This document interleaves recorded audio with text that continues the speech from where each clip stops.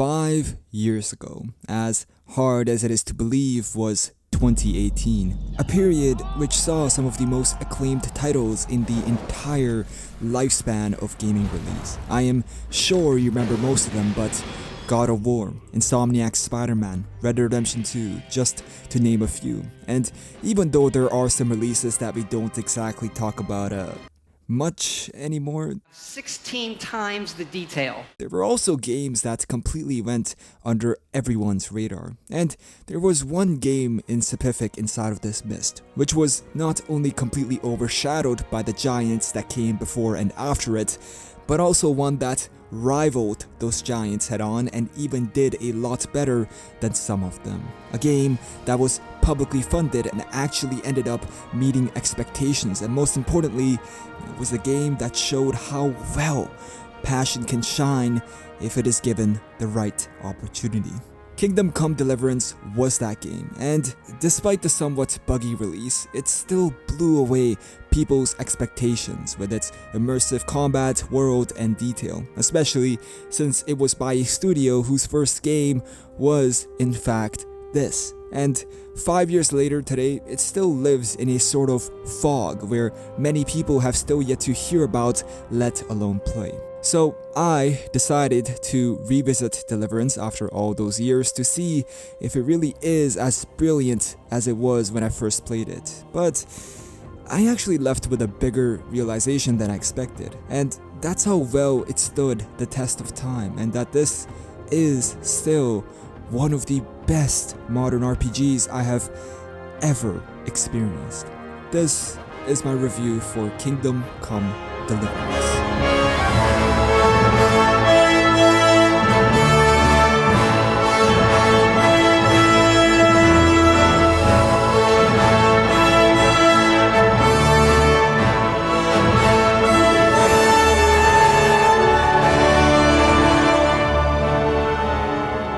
Now, when Kingdom Come first released, even though it was widely praised, there was this side of the audience which was very unsatisfied. See, the game was advertised as a medieval RPG with a historically accurate, beautiful recreation of 13th century Bohemia, and all in combination with the most advanced combat system the devs kept talking about. But when a lot of people jumped into the experience, what they found was that they were a peasant named Henry, a son of a blacksmith inside of a countryside village called Skalitz, completely opposite of what they were promised. I mean, just look at the cover art. It literally has Henry as a knight kneeling before his sword. And the problem was, you weren't just a peasant for a dozen minutes of the game, you were a peasant for a dozen hours. And this is what felt like a big ripoff to a lot of people. It was that you weren't a knight, you weren't a noble, you weren't some king, and it was quite disappointing dropping into Bohemia only for you to be buying charcoal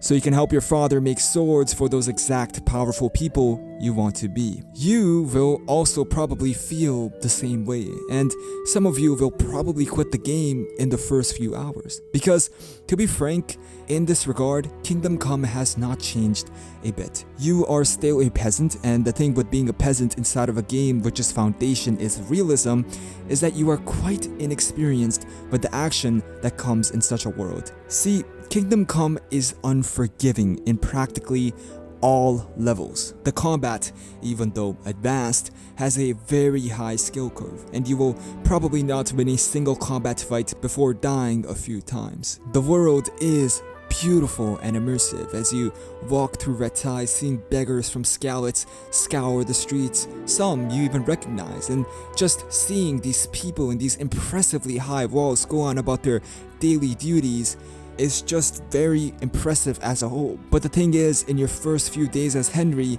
it is very restrictive for yourself. Hell, you won't even be able to buy a carrot with your groschen, let alone that equipment you may see displayed in an armor shop. And most importantly, in the first few hours, the game to a point feels boring, with nothing to do except for run errands, being a messenger, and ultimately being frustrated by the difficulty and inability of Henry to do anything chivalric. I'm not going to try and spin this as a positive because the first 7 to 8 hours of Kingdom Come are tedious, very tedious. You will see barely any action during this time, and most of the times you will be riding your horse to cutscenes for a story that is good but won't carry the game on its feet by itself. I even felt this way. I played through the first hours and said to myself, what was so great about this game that I remember so much? But then the second half came, and this,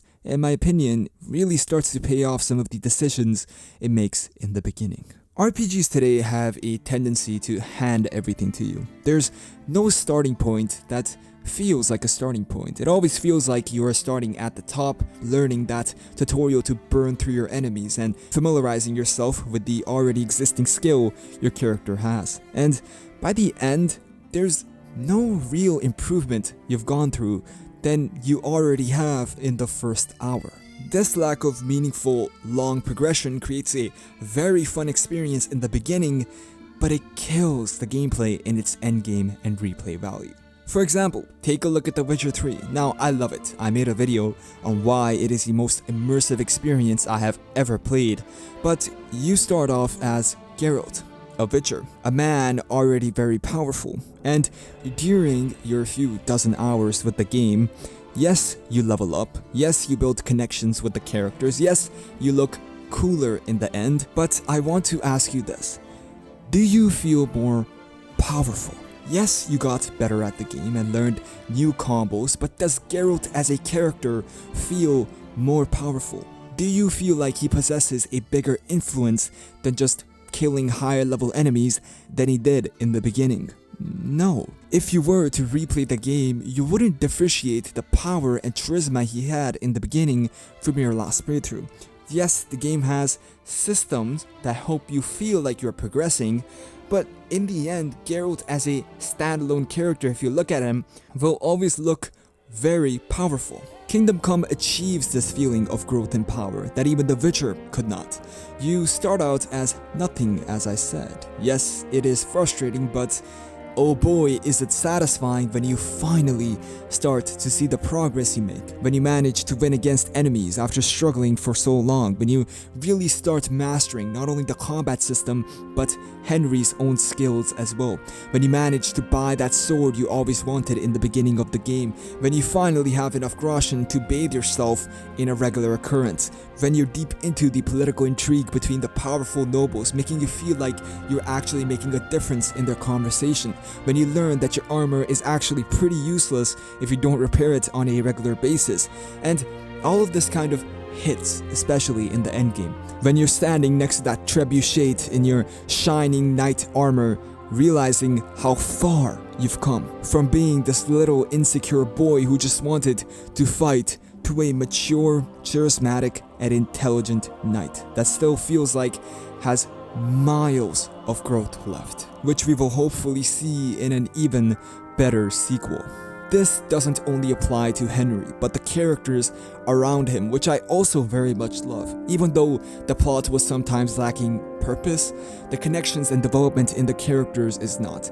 Some were bitter, some were sweet, and some grew out to show their true sides. There's certain characters in the game that you'll hate and their personalities despise, but as you dig deep into the story, you not only start to tolerate them, but enjoy their presence. Your own growth is also heavily based on choices in dialogue, and while they're not just the complete opposite of Henry's established character, they were morally questioning. Sometimes I did not know what to do, and it helps you build a version of Henry that you can relate with.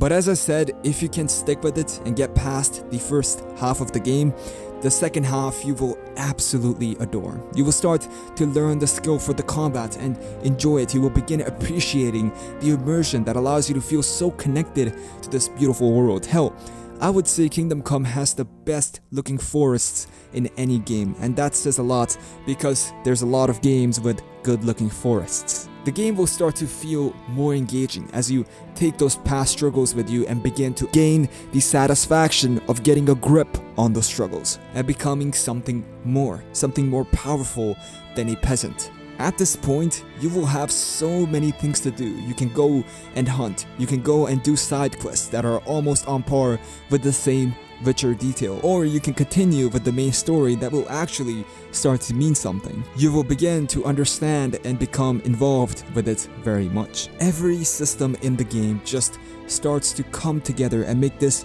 a very harmonized and enjoyable experience, pulling you into the immersion it offers. Now, does this mean Kingdom Come Deliverance is perfect after the first half of the game?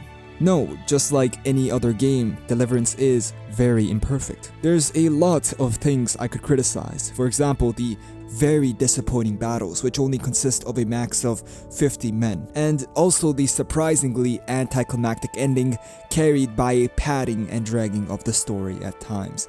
Especially that monastery quest where you have to sneak into this monastery and kill this guy who was apparently a traitor to this gang.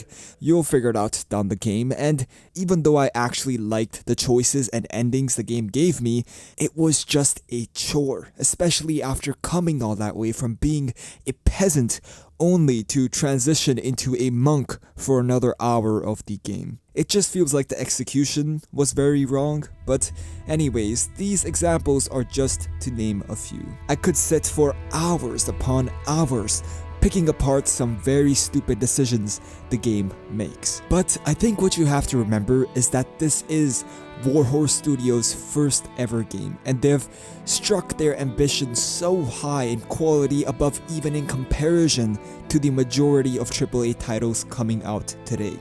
Yes, there are many missteps, and yes, the first few hours, even though payoff later, are still very tedious and boring, and the execution of those hours could have been done so much better, but in the end, it evolves into such a brilliant game that makes me desperate to play the next sequel, which I hope is coming very soon. Kingdom Come Deliverance is the perfect example of what happens when you actually put people who are passionate about their project in charge. Sure, the studio may not have had great levels of experience or history, but when people actually want to create what they want to create, passion helps make up some layers of experience. Now, if you just have a very strong hatred against a slow start in a video game, then yeah, Kingdom Come is not for you. Because frankly, even my patience almost gave out before the game finally reached the point where it became enjoyable and less of a chore. But for those who are looking for a medieval adventure that utilizes on its very progression from going absolutely nothing to something much more, then you will absolutely love this. If you like seeing that growth and connection not only through the dialogue or story but from the combat and world, then even after 5 years today, Kingdom Come is something you will have a hard time finding another experience to replace with. Honestly, I'm a bit sad after playing it because it helped me realize this formalic system the whole RPG genre seems to be going in, always prioritizing power in the beginning of games and trying to get people hooked to their characters in the start by making them very influential. And while some manage to keep it intact till the end like The Witcher, usually it just becomes repetitive and that power meaningless by the end. Anyways, thank you for watching this video, subscribe and like if you enjoyed. You've probably heard it from a million YouTubers before, but I really appreciate it very much as it goes a very long way that you probably don't even realize. Other than that, I hope you enjoy your medieval adventure inside of Kingdom Come Deliverance, because I very much have.